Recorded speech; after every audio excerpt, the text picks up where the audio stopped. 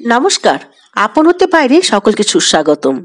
বন্ধুরা, আমার আন্তরিক শুভেচ্ছা ও ভালোবাসা জানাই। আজকের বিষয় হলো রাসলীলার প্রকৃত অর্থ কী। শুনুন শ্রীমর দৃষ্টিতে। পুরো ভিডিওটি দেখার অনুরোধ রইল। 5000 বৎসর আগে কার্তিক পূর্ণিমায় ভগবান শ্রীকৃষ্ণ অনেকগুলি ভক্তকে একসঙ্গে ঈশ্বর দর্শন করিয়েছিলেন। ভারতের ইতিহাসে এটি একটি দুর্লভ ঘটনা। শুধু ভারতের কেন, জগতের ইতিহাসেও দুর্লভ। ঈশ্বরের এমন ভালোবাসা, ভগবান ও ভক্তের মিলন উৎসব হলো রাস উৎসব। যমুনা পুলিন রাসস্থলী, কার্তিক পূর্ণিমা, অতি উজ্জ্বল চন্দ্রকিরণে দিগমণ্ডল প্লাবিত, মৃদুমন্দ শীতল সমীরণ প্রবাহিত। ভগবানের এই দিব্য লীলার জন্য প্রকৃতি শান্ত, স্নিগ্ধ ও মনোরম রূপ ধারণ করেছে। শ্রীকৃষ্ণ প্রতিশ্রুতি দিয়েছিলেন কান্তভাবে গোপীগণের মনোবাঞ্ছা পূর্ণ করবেন শুভক্ষণে। আজ সেই শুভক্ষণ। দিব্য প্রেম রসে কিশোর কৃষ্ণ আজ ভরপুর। তিনি বাঁশি বাজাচ্ছেন। গোপীগণ ওই রব শুনি পাগলিনী। গৃহ স্বজন ছেড়ে চলল। পতি, পুত্র, কন্যা, পিতামাতা, ভ্রাতা কেউ বেঁধে রাখতে পারল না। কেন? এখানে মায়াহীন বল। কৃষ্ণ মায়াতীত, ব্রহ্ম সনাতন। মায়ার বন্ধন ছাড়িল, যোগীগণের অসাধ্য সাধন গোপীগণ পাইল। তার প্রেমময়ের প্রেম রসে সিঞ্চিত হইল, গোপীগণ মায়ার বন্ধন ছাড়িল। ব্যাকুল ভক্তের কাছে কৃষ্ণ পরমাত্মা বাঁধা, তাই মোহ বন্ধন ছিন্ন হয়ে যায় তাদের। গোপীদের কানে বাঁশির রব পৌঁছেছে, আর গাভীদের কানে। ঈশ্বর দর্শন যারা করলেন তারা সকলেই নারী, নিরক্ষর ও সংস্কার শূন্যা। বেদ আদি পাঠে তাদের অধিকার নেই। একমাত্র ভালোবাসার সাহায্যে মুনি ঋষির অগম্য এই ব্রহ্ম পদবী লাভ করলেন। বালক কৃষ্ণকে তারা সমগ্র মন প্রাণ দিয়ে ভালোবেসেছিলেন। কৃষ্ণের বয়স তখন 11 বৎসর। ব্রজ গোপিনীগণ শ্রীকৃষ্ণকে ভগবান বলে জানতেন না। তারা জানতেন কৃষ্ণ আমাদের প্রিয় কান্ত। শ্রীকৃষ্ণ জানতেন আমি ঈশ্বর, বাক্যমনের অতীত, অখণ্ড সচ্চিদানন্দ। আমার রূপগুণকে ভালোবাসলে আমাকেই ভালোবাসা হলো। আমার স্থূল সূক্ষ্ম কারণ মহাকারণ যে সঙ্গকেই ভালোবাসু না কেন, যে অঙ্গকেই ভালোবাসুক, বস্তুত আমাকেই ভালোবাসে। শ্রী ঠাকুর বলতেন, লঙ্কা না জেনে খেলেও ঝাল লাগে। গোপিনীগণ তার রূপকে ভালোবেসেছিল, এতেই শ্রীকৃষ্ণকে ভালোবাসা হলো। তাই ভগবান ভক্তবাঞ্ছা পূর্ণ করলেন ভক্তের ইচ্ছানুরূপ। স্থূল শরীরে শ্রী ভগবানের সচ্চিদানন্দ রস উপভোগ করা সম্ভব। রাসলীলা তারই একমাত্র পরিচয় এবং সর্বশ্রেষ্ঠ বিকাশ। জড় চেতনের সত্তা নিল রাসে। জড় শরীর মন আজ সচ্চিদানন্দ চেতনায় সচ্চিদানন্দময়। এখানে স্ত্রী পুরুষ ভেদ কোথায়? এক সচ্চিদানন্দময় সব। শরীর মন বুদ্ধি জীবাত্মা সব আজ পরমাত্মা, সব চৈতন্যময়, সব ব্রহ্ম। শ্রীকৃষ্ণ পরিপূর্ণ চৈতন্য স্বরূপ কৃষ্ণময়।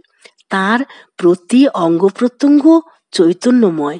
গোপীগণ কৃষ্ণ কৃষ্ণ করে কৃষ্ণময় রাশি। তার শ্রীকৃষ্ণ প্রেম সাগরে তারা নিমগ্ন। আজ গোপীগণ এক একটি চৈতন্যের পুতুল। তাদের হাত পা সর্বাঙ্গ চৈতন্যময়। চৈতন্যের সঙ্গে চৈতন্যের মিলন, আলিঙ্গন। সমাজ দৃষ্টি, স্বাভাবিক দৃষ্টি এখানে অন্ধ। জড় ভোগের কথা এখানে ওঠে না। ব্রহ্ম চৈতন্য এবং জীব চৈতন্যের মিলন হলো রাস। আজ সচ্চিদানন্দময় কৃষ্ণ, সচ্চিদানন্দময় গোপী, সচ্চিদানন্দময় বিশ্ব সংসার। ভক্ত গোপীর বাসনা ভগবানকে পতি রূপে লাভ করে। যেমন কোনো ভক্ত শ্রী ভগবানকে প্রভু, কেউ মিত্র, কেউ পুত্র, কেউ পিতা, কেউ মাতা রূপে লাভ করে। যখন গোপীগণ কৃষ্ণকে পতিরূপে লাভ করলেন, তখন তাদের দেহ, মন, বুদ্ধি, আত্মা কৃষ্ণময়। নরনারী ভেদ বিলুপ্ত। গোপীদের মনোবাসনা পূর্ণ করে তার ভক্তবাঞ্ছা কল্পতরু নামটি সার্থক করলেন। সম্পূর্ণ মানুষ ও সম্পূর্ণ ঈশ্বর, মায়াময় এবং মায়াতীত, জড় ও চেতন, মানুষ ও ভগবান, স্ত্রী ও পুরুষ, জীবাত্মা ও পরমাত্মা, এইসব বিরুদ্ধ ভাবের মিলন ভূমি শ্রী রাসে। রাসের মানে হলো কন্দর্পের দর্প দমন। মদন সকলকে মোহিত করে, সংসারের কাজে লাগায়। সেই মদনকেই মোহন করেন শ্রী ভগবান, তাই তো তিনি মদন মোহন।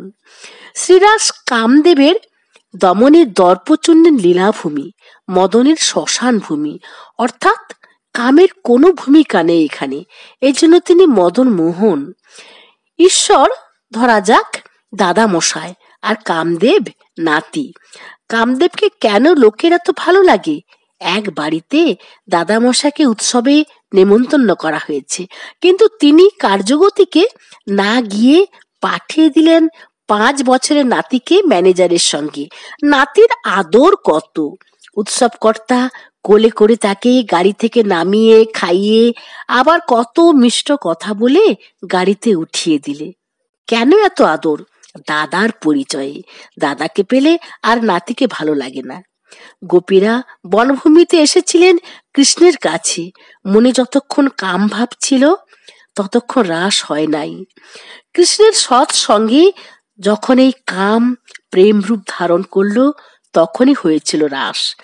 কৃষ্ণের স্পর্শে যখন বুঝতে পারলেন কৃষ্ণ ঈশ্বর অবতার, তখন গোপীদের মনে কাম ভাব প্রেম রূপ ধারণ করলো। ভগবান শ্রীরামকৃষ্ণ বলেছেন, দেহ বুদ্ধি যাদের খুব প্রবল, তাদের এসব শুনতে নাই, শোনাতেও নাই। চৈতন্যদেব 3.5 জন ভক্ত নিয়ে এই লীলা কথার রসাস্বাদন করতেন। রামানন্দ, স্বরূপ দামোদরপুরী, শিখি মাইতি, এই 3 জন। আর আধখানা ছিলেন শিখি মাইতির বৃদ্ধা ভগিনী মাধবী দেবী। অন্য ভক্তদের সঙ্গে ভগবানের অন্য লীলা কীর্তন করতেন, আর বহিরঙ্গ ভক্ত এলে নাম সংকীর্তন করতেন। এই ব্যবস্থা সাধারণের জন্য নয়, যাদের মন খুব উঁচুতে উঠেছে তাদের জন্য। বেদব্যাস ভাগবতে গোপীলীলা শেখালেন পুত্র সুখদেবকে।